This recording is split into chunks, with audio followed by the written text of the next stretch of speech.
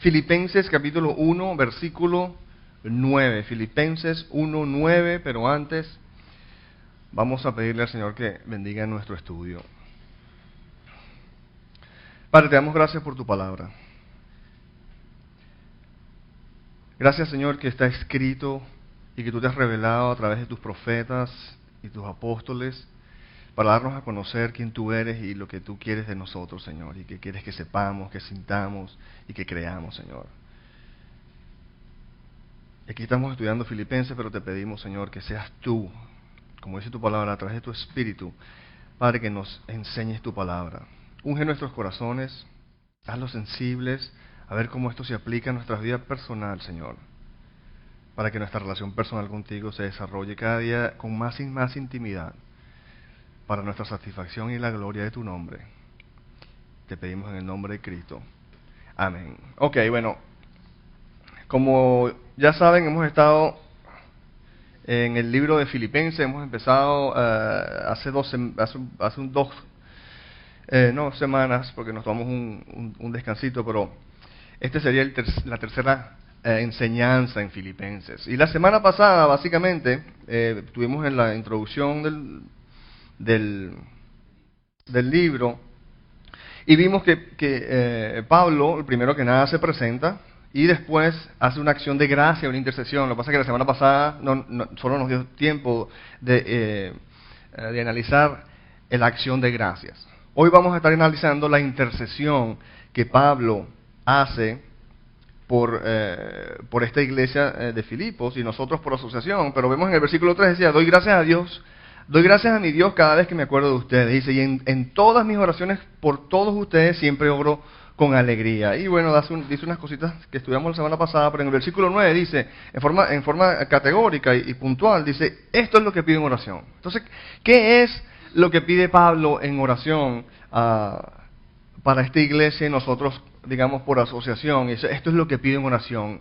Mira lo que dice ahí en el versículo 9, que el amor de ustedes abunde cada vez más en conocimiento y en buen juicio, para que disciernan lo que es mejor y sean puros e irreprochables para el día de Cristo, llenos del fruto de justicia que se produce por medio de Jesucristo para gloria y alabanza de Dios. Entonces, ese es en forma de píldora, como queriendo decir resumida, lo que Pablo ora por esta iglesia. Y lo que quería es que disectemos un poco y veamos de qué podemos sacar de esta oración. Dice Pablo, esto es lo que pido, que el amor de ustedes abunde cada vez más.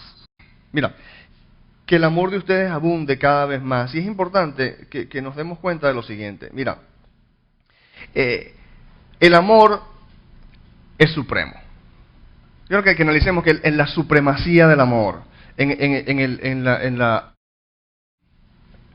la creencia cristiana, el amor es supremo. Mira, Santiago 2:26 lo pone de esta manera, mira, pues como el cuerpo sin el espíritu está muerto, así también la fe sin obras está muerta. La fe que no produce obras está muerta. Gálatas 5:6, Pablo en otro lugar lo pone de esta manera, en Cristo Jesús de nada vale estar o no estar circuncidados, como queriendo decir, en Cristo Jesús de nada vale ser o no ser religioso, que si cumples o no cumples con ciertos preceptos, ciertas liturgias o cierta religiosidad. Eso en Cristo, en la creencia cristiana, de nada sirve la religiosidad. Lo que vale, ¿qué es? Mira, ahí está. Es la fe que actúa mediante el amor, o la fe que se expresa o que produce amor. Mira, Gálatas 5:22, Pablo lo pone una vez más, es que el fruto del Espíritu es amor. El fruto del Espíritu es el que hace a Dios, a Jesucristo real en tu vida y te habilita para tener una relación personal con Él. Es el fruto de su presencia, el fruto de Jesucristo, de la presencia de Jesucristo en tu vida es amor. ¿No? Y después va y dice amor, y fíjate que el fruto, uno, es amor. Y como dice, la explicación de lo que es amor, alegría, paz, paciencia, amabilidad, bondad, fidelidad, humildad, dominio propio, etcétera. Pero entonces lo que quería que viéramos es la supremacía del amor.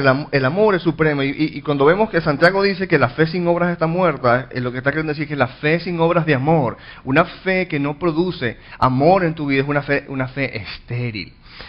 Mira, el punto principal es que la verdadera vitalidad, mira esto, la verdadera vitalidad espiritual se expresa en capacidad de amar a los demás. La verdadera vitalidad, como que dice el test del ácido, que demuestra la realidad de que tú estás adorando al Dios verdadero, es que en tu vida ha de haber cada día más y más capacidad de amar. Y vamos a hablar, amor ágape. Es un amor sacrificado, un amor, ágape es un amor incondicional, que pone los intereses de otra persona o de los demás por encima de los tuyos, acorde a la voluntad de Dios para con esa persona. Principalmente, que el amor es lo contrario al egoísmo, ¿ok? Muchas veces pensamos que lo contrario al amor es odio. No, lo contrario al amor es el egoísmo. El egoísmo que dice yo primero, ¿verdad? Y mis cosas primero. El amor dice no, los demás primero, y sobre todo los demás en respecto a la voluntad de Dios para con esas personas. Por eso es que la mayor expresión de amor en realidad es cuando nosotros sacrificamos nuestros intereses, nuestras vidas, para el desarrollo espiritual de otra persona, el desarrollo espiritual de los demás. Por eso es que la iglesia, en cierta forma, es el lugar donde esa expresión de amor se debería estar siendo más palpable, porque aquí nosotros, como veíamos la semana pasada, estamos derramando nuestra vida, que podríamos estar en la playa, que podríamos estar descansando, podríamos estar en otro lado para servir al avance del reino de Dios, del avance del desarrollo espiritual de los demás. Mira, la verdadera vitalidad espiritual se expresa en capacidad de amar a los demás, y eso no es lo que me parezca a mí, eso lo saco yo de la Biblia, y eso lo dice ahí en primera de Juan 3:14. Mira lo que dice: nosotros sabemos que hemos pasado de la muerte a la vida, es decir, nacemos muertos espiritualmente, y cuando creemos en Jesucristo nacemos espiritualmente. Y dice, ¿cómo sabemos que hemos pasado de la muerte a la vida? Bueno, porque amamos a nuestros hermanos. El que no ama permanece en la muerte. Y en primera de Juan 4:8 lo pone de esta manera: el que no ama no conoce a Dios, porque Dios es amor. Es decir, podemos ser religiosos, ¿ok? Y podemos ser los más religiosos de todos y aparentar ser gente súper religiosa, pero la realidad es que eso no importa. Lo que importa es cuánta capacidad en ti hay de amar y cuánto ha aumentado. Y vamos a ver que esto no es un fruto, no es algo en lo cual tú y yo trabajamos per se, sino que es algo que es un fruto de la presencia de Jesucristo en nuestras vidas. Mira, el aumento progresivo de nuestra capacidad de amar es lo que valida la realidad de que hemos estado adorando al Dios verdadero. ¿Ok? Nosotros podemos adorar el Dios de nuestra imaginación y conformar Dios a nuestra imagen, a lo que nos es conveniente a nosotros y lo que nos parece mejor que nosotros, y la idea del Dios de nuestra imaginación. Pero el verdadero Dios, mira, la prueba de que hemos estado adorando al Dios verdadero es el progreso, es el aumento progresivo de nuestra capacidad de amar a los demás. Okay, entonces mantengamos eso siempre claro, no es para digamos preocuparnos por nuestro fruto, porque es fruto, y vamos a ver que es algo que viene por hacer otras cosas, y más que todo estar en la presencia de Jesucristo. Pero no es cuánto sabes la Biblia, no es cuánto dinero das, no es cuánto tiempo pasas sirviendo, y todas esas cosas son válidas, pero lo que verdaderamente, acorde a la palabra de Dios, valida la realidad de que tú has estado adorando al Dios verdadero, es tu capacidad de amar. Porque ahí, fíjate que acabamos de ver que dice que primera de Juan 4:8 dice que el que no ama no conoce a Dios, porque Dios es amor. Es como ponerlo de esta manera: tú no puedes nadar sin mojarte. Sería loco, ¿no? Que uno se metiera en la piscina y no mojar. No, ¿eso qué significa? Bueno, tú no puedes nadar sin mojarte. Y de la misma manera tú no puedes estar en la presencia de Dios, que es amor, sin ser cambiado a esa imagen y ese carácter. Pero por eso es que debemos tener esto claro, porque si nuestra doctrina A veces nosotros no somos fanáticos no es la doctrina aquí, que si el calvinismo, que si el arminianismo, que si el no sé qué, que si soy bautista, que si soy esto lo otro, que si soy pentecostal, o que si... cuánto amor y amor ágape está produciendo tu adoración al Dios verdadero. Dejamos que eso valide. El aumento progresivo de nuestra capacidad de amar es lo que valida la realidad de que hemos estado adorando al Dios verdadero. Pero entonces la pregunta es, ¿cómo se crece en capacidad de amar? Obviamente no, porque eso es esa es como que dice la pregunta que viene al conocer esta realidad. Pero bueno, mira, ahí en el versículo, en la segunda mitad del versículo 9 dice, mira, porque Pablo dice, esto es lo que pide en oración, que el amor de ustedes abunde cada vez más en en conocimiento y en buen juicio. Que aumente en conocimiento y en buen juicio. Mira, ¿cómo se crece en capacidad de amar? Mira, la capacidad de amar aumenta con la fe. Vamos a darle un preámbulo porque tenemos que entender esto bíblicamente. La capacidad de amar aumenta con la fe, ya que el amor es un fruto de la fe en Jesucristo. Eso lo vimos claramente. Mira, Gálatas 5:21, una vez más, el fruto del Espíritu es amor. Y Gálatas 5:6, que en Cristo de nada vale estar o no circuncidado, la religiosidad no vale para nada, sino lo que vale es la fe que actúa mediante el amor. Entonces la capacidad de amar aumenta con la fe, ya que el amor es un fruto de la fe en Jesucristo. Entonces, ¿cómo puedo yo amar más? Bueno, la realidad es cómo puedo yo adquirir más fe. ¿Ok? Porque el amor es un fruto de la fe. Entonces, si quiero más amor en mi vida, entonces yo necesito más fe. ¿Cómo se crece en fe? Acorde a las Escrituras, conociendo las enseñanzas de Dios y poniéndolas en práctica. ¿Ok? Romanos 10:17, la Reina Valera lo puse ahí, así que la fe es por el oír y el oír por la palabra de Dios. La fe viene por conocer las enseñanzas de Dios y ponerlas en práctica. El mismo Señor Jesucristo, en Juan 14:21, mira cómo lo pone. Juan 14:21 dice, ¿quién es el que me ama? Una pregunta del Señor, retórica, y dice, Él se responde a sí mismo, el que hace suyo mis mandamientos y los obedece. ¿Quién es el que me ama? El que hace suyo mis mandamientos, el que dice, tú sabes que las enseñanzas de Jesucristo son para mí. Por eso esa canción que estábamos cantando ahorita, tus palabras son para mí. Bueno, ¿cómo se crece en fe? Es cuando una persona dice, tú sabes que las enseñanzas de Jesucristo son para mí. La Biblia es para mí. Yo ahora voy a ver cuál es la voluntad de Dios y quiero saber. El que hace suyo mis mandamientos y los obedece, porque no es suficiente con conocerlos. Y esto, cuando habla de mis mandamientos, no está hablando de los 10 mandamientos, está hablando de toda la enseñanza de Jesucristo en cuanto a cómo se vive la vida en este mundo. Dice, el que hace suyo mis mandamientos y los obedece. Mira lo que dice aquí, que el que me ama, haciendo esto, mi Padre lo amará y yo también lo amaré y me manifestaré a Él. ¿Y qué es fe en Jesucristo más que recibir cada día manifestación de Él?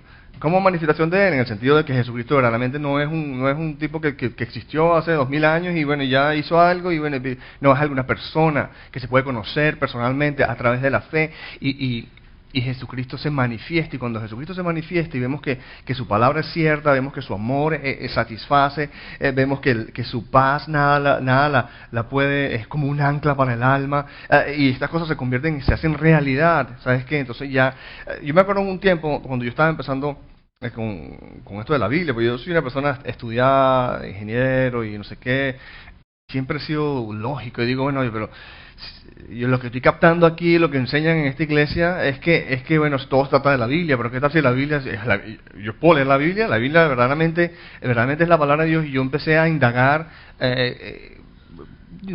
como tú sabes, como un abogado, decir, es verdad que la Biblia se puede creer, y tú sabes cómo es la cosa.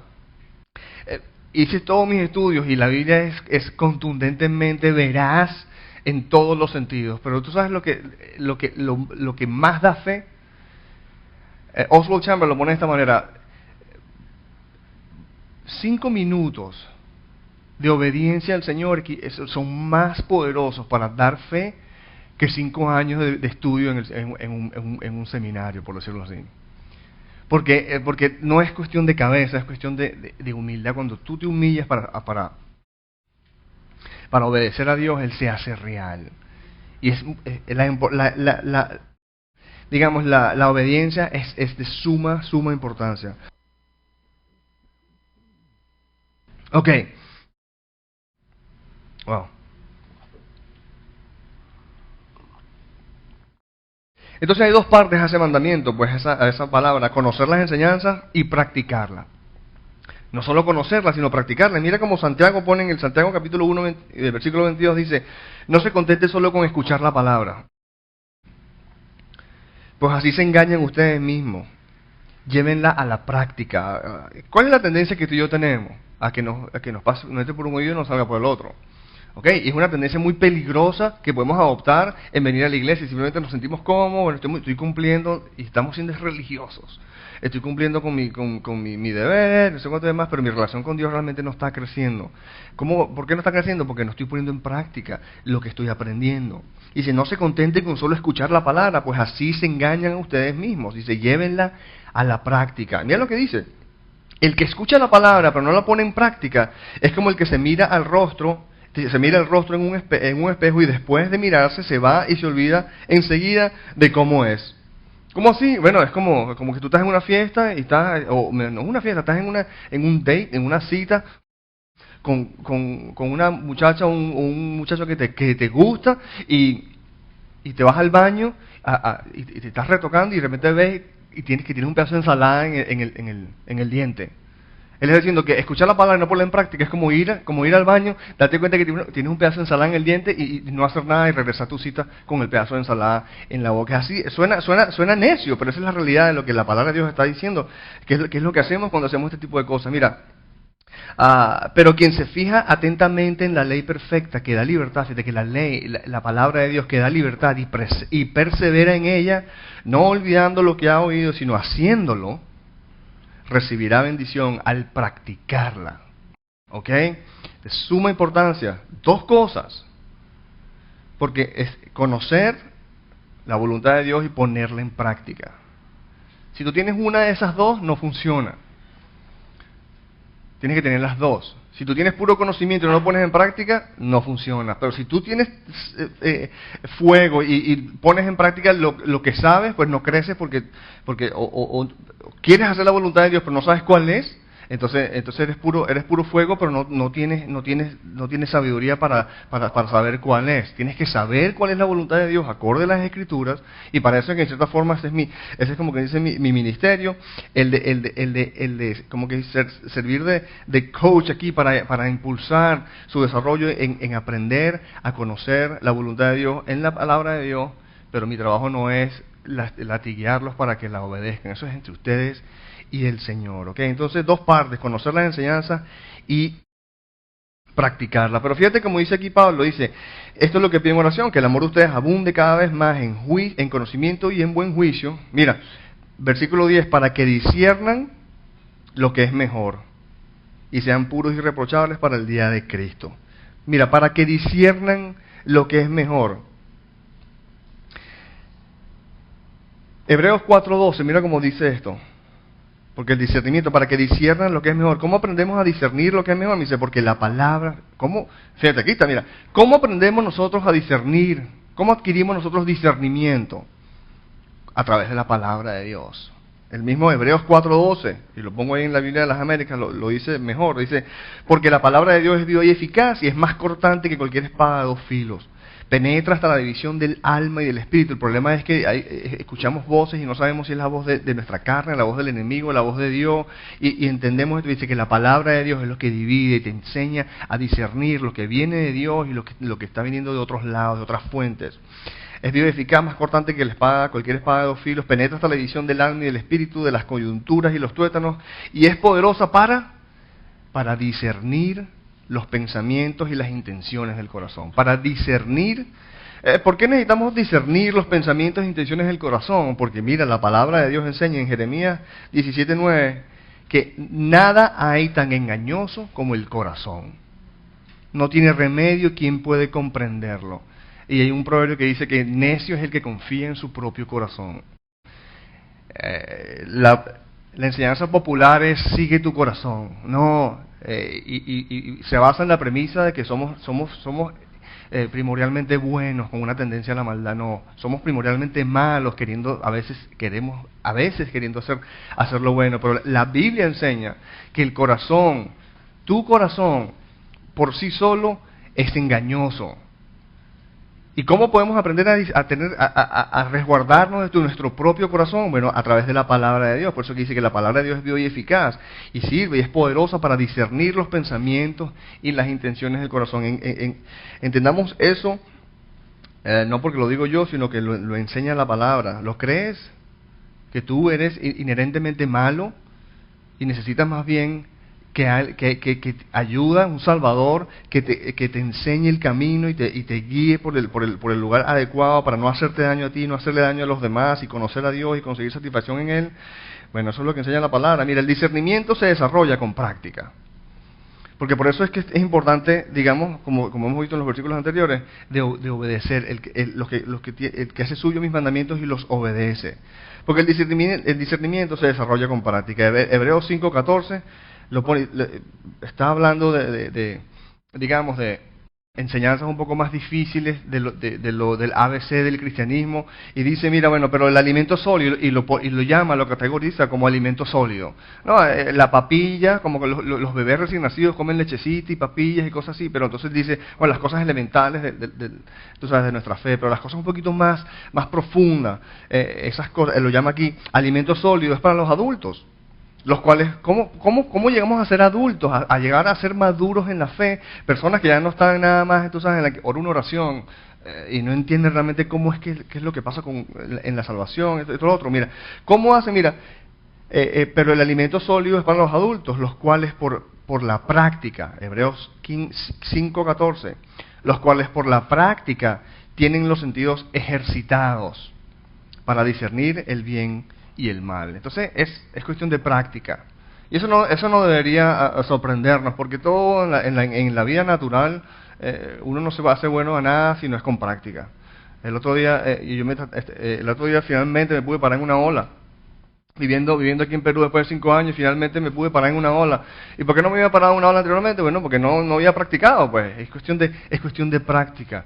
Para tocar la batería, para tocar guitarra, ¿cómo aprendes a tocar guitarra mejor y mejor? Bueno, práctica. Y la palabra de Dios nos enseña que las cosas, el crecimiento espiritual, proviene de la práctica.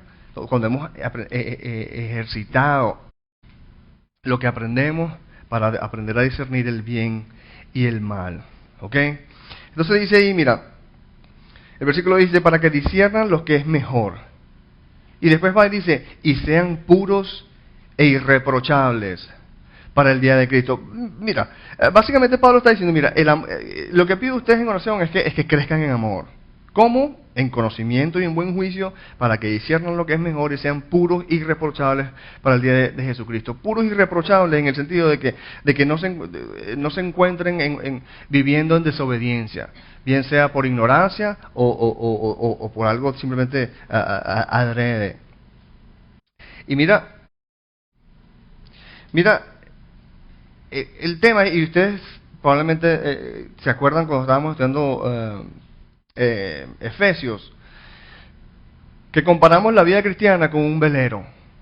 ¿Okay? Un velero que sale de una costa y quiere llegar a la otra. Digamos un velero que sale de América y quiere llegar a Europa o X. Sales de acá y llegas a otro lado. Y la vida cristiana es como un velero.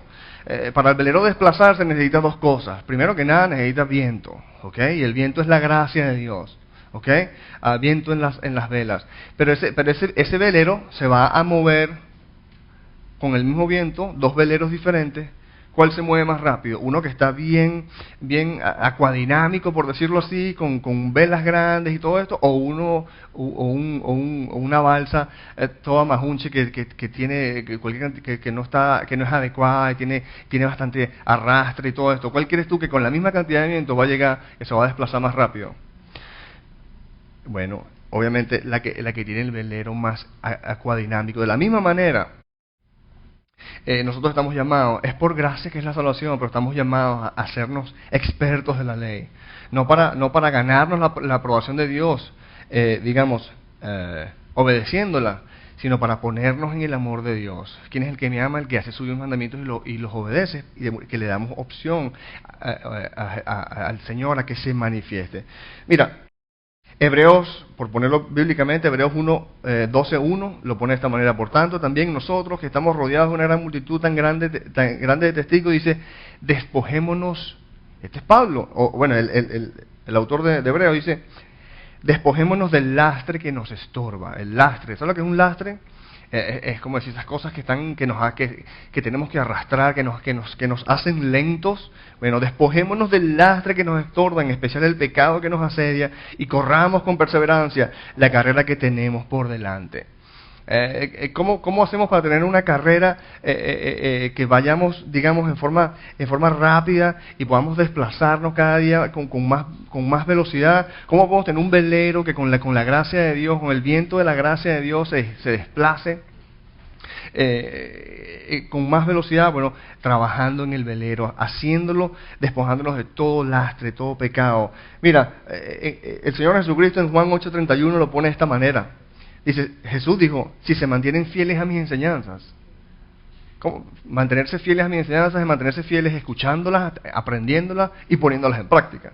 ¿Okay? Dice, esto lo dijo Jesucristo, si se mantienen fieles a mis enseñanzas, serán realmente mis discípulos y conocerán la verdad, y la verdad los hará libres. ¿Ok? Si se mantienen fieles a mis enseñanzas, conocerán la verdad y la verdad los hará libres. Libres para conocer el amor de Dios y libres para conocer al Señor y adorarlo con abandono. No es libre para ir a pecar, sino libre para vivir, escapar. Nuestro pecado se interpone entre nosotros y Dios. Nuestro pecado se interpone entre nosotros y Dios, y si nosotros hemos probado que Dios es bueno y queremos más de Él, bueno, la forma de obtener más de Él y poder disfrutar más de Él es en la medida en que a través de la palabra de Dios aprendemos a discernir y nos despojamos del lastre que nos estorba para poder correr la carrera y acercarnos al Señor cada día con más y más intimidad. ¿Ok? Bueno, entonces aquí el versículo 11, ya para terminar, dice, llenos del fruto de justicia que se produce por medio de Jesucristo para gloria y alabanza de Dios. Llenos del fruto de justicia. Fíjate que por eso es que yo le estaba diciendo, mira, es por gracia.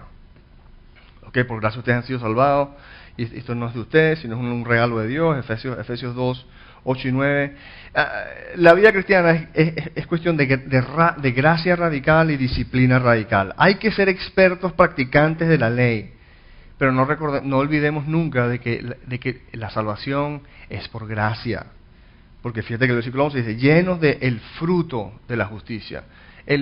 Lo que la palabra está enseñándonos aquí es que el ser cada día más como Jesucristo no es algo en lo cual tú y yo nos esforzamos directamente, sino que es algo que sucede como un fruto de algo. Es como un árbol de manzanas. Un árbol de manzana produce manzanas simplemente porque es un árbol de manzana. ¿Okay? El árbol de manzana no está pujando para dar manzanas. Voy a dar manzanas. No, el árbol de manzana simplemente da manzanas porque es un árbol de manzana. Pero lo que pasa es que un árbol de manzana, si lo pones en tu cuarto, no va a crecer. Pero si lo pones en una tierra, en el lugar adecuado, entonces ahí sí va a crecer. Entonces el fruto de justicia, el fruto de ser una persona justa, una persona correcta, es, valga la redundancia, un fruto. Y la vida cristiana es como una cresta de montaña. Eso es lo que quería que vieran, porque la vida cristiana es como una cresta de montaña. ¿Sabes lo que es la cresta de una montaña? Es como la parte cuando vienes de un lado, de una ladera en la montaña, y llegas a la cresta y después ya vas al otro lado. Entonces tienes como que es la cresta de una montaña donde de un lado tienes el legalismo, dos abismos. De un lado tienes el legalismo que dice, bueno, yo me voy a ganar la aprobación de Dios y todo se trata acerca la responsabilidad está en mis hombros y es que nuestra esperanza está en la ley, no en Jesucristo sino en la ley. Pero del otro lado está lo que llaman el antinomianismo, que es una forma de decir que los que abandonan la ley. O sea, la ley de Dios no tiene nada que ver. Como la palabra enseña que no estamos en ley, entonces no nos interesa más la ley, la letra mata, el espíritu todavía, entonces no estudiamos la Biblia, no nos interesan las enseñanzas de Dios y esto no no es ni legalismo de un lado ni antinomianismo del otro, sino es una cresta, es la cresta de la montaña. Y fíjate que es como en Mateo 7:14, el Señor lo dice, pero estrecha es la puerta y angosto el camino que conduce a la vida. Y son pocos los que la encuentran. Mira, en Judas 1:21 se nos hace la exhortación de mantenernos en el amor de Dios. Judas 1:21, manténganse en el amor de Dios. Jesucristo en Juan 15, versículos 10 y 9, mira lo que dice: permanezcan en mi amor. Jesucristo dice: permanezcan en mi amor. Si obedecen mis mandamientos, permanecerán en mi amor. Así como yo he obedecido los mandamientos de mi Padre y permanezco en su amor. Entonces, fíjate que nos dice, lo que quiero decir es que esta cresta, donde de un lado tenemos el legalismo y tenemos que tener cuidado porque tendemos de un lado al otro, es muy fácil irnos de un lado al otro, a los extremos. O es legalismo, entonces todo se trata a mí y es la ley, o no, es pura gracia y yo no hago nada, no tengo que hacer nada, Dios lo hace solo, y son dos precipicios en los cuales ninguno de los dos precipicios llevan a la muerte, porque el camino de salvación ¿cómo es que lo dice aquí en Mateo 17? Es angosto. El camino ¿por qué? Porque el camino no salva. Las disciplinas cristianas no salvan. Lo que es que nos ponen en el amor de Dios, en el lugar. Mira, aquí lo puse aquí. La disciplina, la obediencia no salva. El que salva es Dios. Solo que la disciplina nos pone en el lugar donde Dios nos puede salvar. O nos puede, digamos, satisfacer, nos puede proveer. Tú no te vas a poder disfrutar de Dios si vivís una vida de pecado. No vas a poder disfrutarlo. Pero tú no vas a poder disfrutar de Dios simplemente por tu pura disciplina. Por ser disciplinado, hay mucha gente disciplinada en el mundo, en muchas religiones que hacen bastante énfasis en disciplina. Sin embargo, a Dios se conoce por fe. Entonces, por eso quiero que veamos y mantengamos esta idea de que el caminar cristiano es como una cresta de montaña donde tenemos que tener cuidado con el legalismo de un lado, con el antinomianismo del otro, y mantenernos en el amor de Dios. Y la idea es que conocemos la ley y la ponemos en práctica, pero nuestra esperanza no está en la ley, no está en nosotros mismos, nuestra capacidad de obedecerla, sino en que eso es lo que nos pone a nosotros en el lugar donde Dios puede entonces bendecirnos. ¿Ok? Llenos del fruto de justicia que se produce por medio de Jesucristo. Dice que se produce por medio de Jesucristo. ¿Cómo así? Ok, entonces es un fruto. ¿Y cómo se produce? Por medio de Jesucristo. ¿Qué significa eso? Mira, por medio de Jesucristo. Mira, el mismo Jesucristo en Juan 15 lo pone en el versículo 5 de esta manera: yo soy la vid y ustedes son las ramas. Y el Juan 15 tú sabes, es la enseñanza donde Jesús se muestra, donde él es la vid de un viñedo y nosotros somos las ramas. Y él dice: el que permanece en mí como yo en él dará mucho fruto.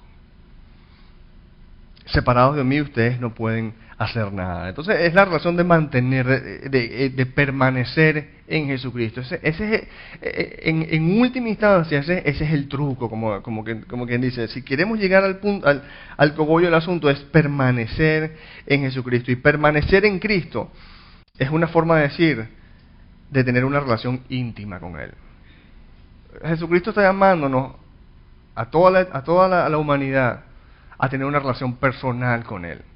¿Okay? Ciertamente nosotros los cristianos que ya hemos empezado esa relación personal, el Señor nos está llamando a tener una relación cada día más y más íntima con Él. Con Jesucristo. Es una relación íntima de Señor y Salvador. Una relación donde Él es Señor y yo soy el esclavo. ¿Cómo así? Bueno, Él es el dueño de mi vida. Yo he abandonado mis derechos y ahora yo le pertenezco a Jesucristo. Él es mi Señor, por lo cual si Él dice salta, yo pregunto cuántas veces. ¿Y qué tan alto? ¿Okay? Él es Señor, yo soy esclavo. Y no solo Señor, esclavo, sino también una relación de Salvador, donde Él es el Salvador y yo soy el pecador necesitado. No se trata de mis recursos, no se trata de mis cosas, yo simplemente me escondo, me arropo en su amor, en su obra. El punto es que Jesucristo es el Salvador, Jesucristo es el héroe de la historia. ¿Okay? Tú y yo no somos los héroes donde nosotros somos los que tenemos que tener fe, nosotros somos los que tenemos que hacer esto o lo otro, nosotros simplemente nos refugiamos en Jesucristo como nuestro Señor y como nuestro Salvador. Nosotros somos los pecadores necesitados, Él es el Salvador. Nosotros somos los esclavos, Él es el dueño. Y mira esto, qué tan íntima. Escucha esto, porque a veces esto no... yo por lo menos la primera vez que fui confrontado con esta verdad me pareció escandalosa. Pero qué tan íntima ha de ser esa relación. ¿Qué tan íntima quiere Jesucristo que su relación sea, que la relación de Él contigo quiere que sea? Mira, en Efesios 5:31, Pablo está hablando acerca de los deberes conyugales en el matrimonio, esto que lo otro, y al final dice, por eso, y mira lo que dice, por eso el hombre dejará a su padre y a su madre y se unirá a su esposa y los dos llegarán a ser un solo cuerpo. ¿Y eso qué está hablando? Obviamente de la unión sexual, vamos a estar claros, de la unión sexual santificada, bajo todo correcto, bajo la santidad del matrimonio. ¿Ok? Y Pablo en el versículo 32 suelta esta bomba y dice, y esto es un misterio profundo, pero yo no me estoy refiriendo a ustedes, yo me refiero a Cristo y a la iglesia. Entonces, sí. ¿Qué? Bueno, Jesucristo quiere tener una relación, Dios quiere tener una relación tan íntima contigo, que Él, en cierta forma, Él creó el matrimonio y la unión sexual del matrimonio para que sea una figura de la relación, del grado de intimidad que Él quiere tener contigo. Eso no lo estoy inventando yo, eso está ahí en la palabra, pero dejémonos cautivar con la cantidad y la intimidad que el Señor quiere tener con nosotros. Y cuando nosotros escogemos religiosidad, lo que estamos es escupiéndole la cara o diciéndole, sabes que no me interesa, yo me conformo con religiosidad. No, olvídate de eso. Jesucristo lo que quiere es intimidad contigo, donde Él es tu amigo perenne que está al lado tuyo. Él es tu padre, Él es tu dueño, Él es tu profesor, es tu maestro, Él es tu todo, Él es el que te ama, Él es el que satisface tus necesidades completas, Él es el que te hace feliz, y es un grado de intimidad que la palabra de Dios escogió, la unión sexual del matrimonio entre de un hombre y una mujer en la iglesia, de hacerlo como figura de ese grado de intimidad que Dios quiere tener con su gente. Por eso es que la palabra dice que nosotros somos la novia de Cristo. Ok,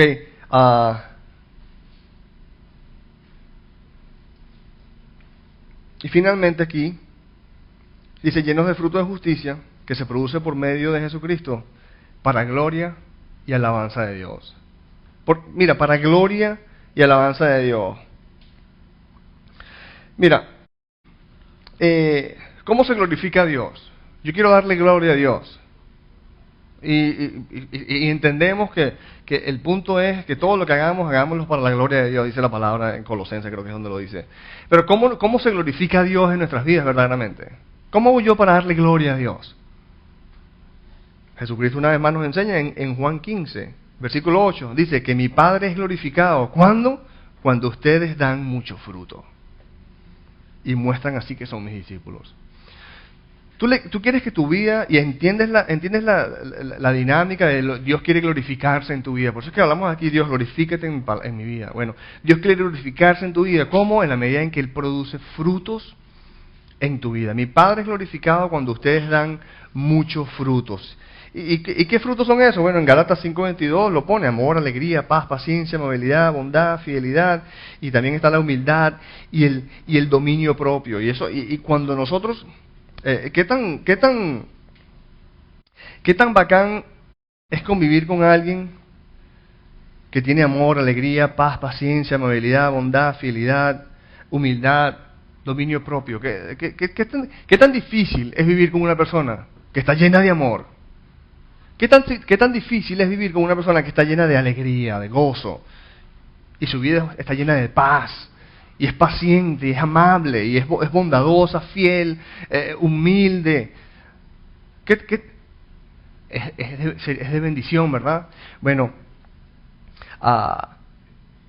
cuando nosotros producimos frutos, acuerda la palabra de Dios, los frutos que produce no son para nosotros, esos frutos son para los demás.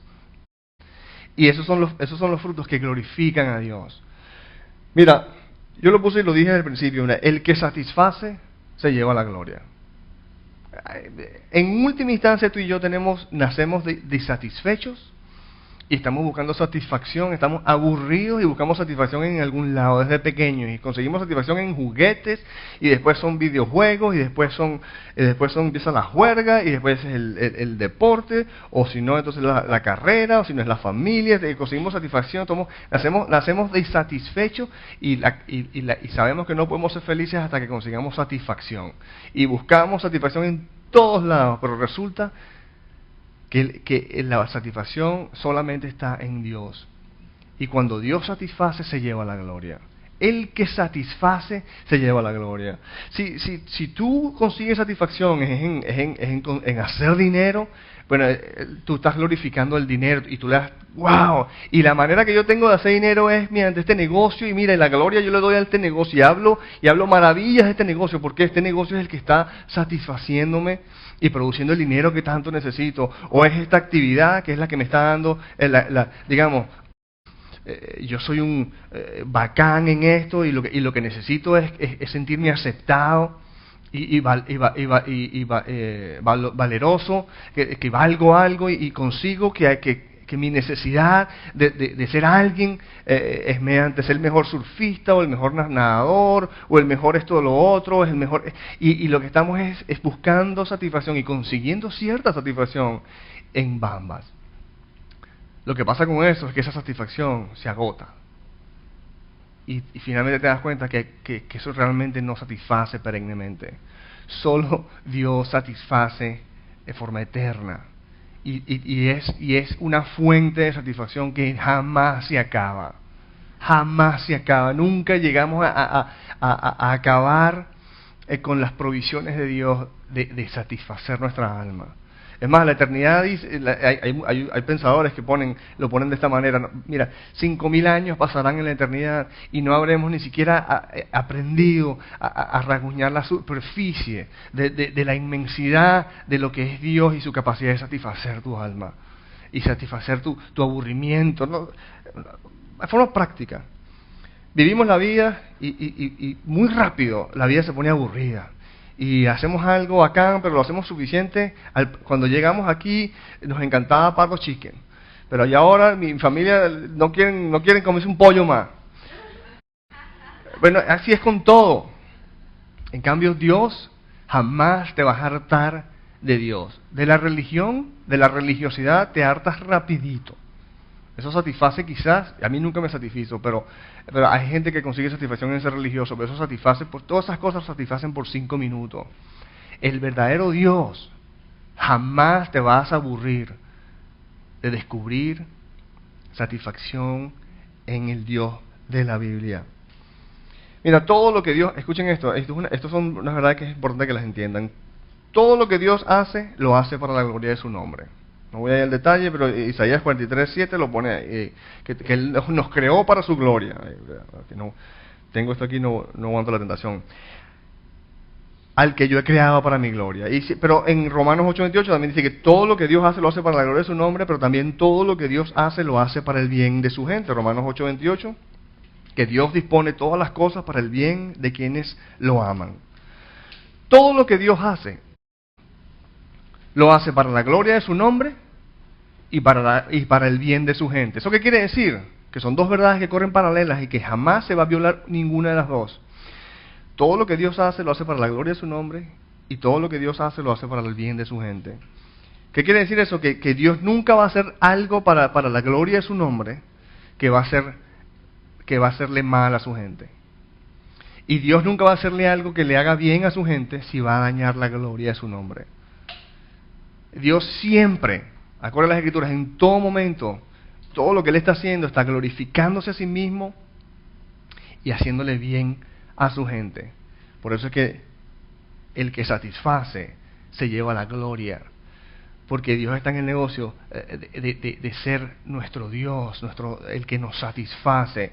Y cuando conseguimos satisfacción en Él, ¿sabes qué? Jesucristo nos enseñó que de la abundancia de la boca, de la abundancia del corazón, habla la boca. Si a ti Jesucristo no está trayendo verdadera satisfacción a tu vida, tu conversación, a Jesucristo no va a estar muy a menudo en tu conversación. Pero ¿sabes cómo es la cosa? Si tú estás consiguiendo tesoros en tu relación con Jesucristo y cada día Jesucristo está siendo más real y más satisfactorio en tu vida, la realidad de Jesucristo en ti se va a desparramar, porque no podemos esconder de los tesoros que tenemos en nuestros corazones. Y esos tesoros entran una vez más conociendo la verdad, las enseñanzas de Jesucristo, haciendo nuestras las enseñanzas de Jesucristo y poniéndolas en práctica. Amén. Padre, te damos gracias, Señor, en el nombre de Jesús, por el...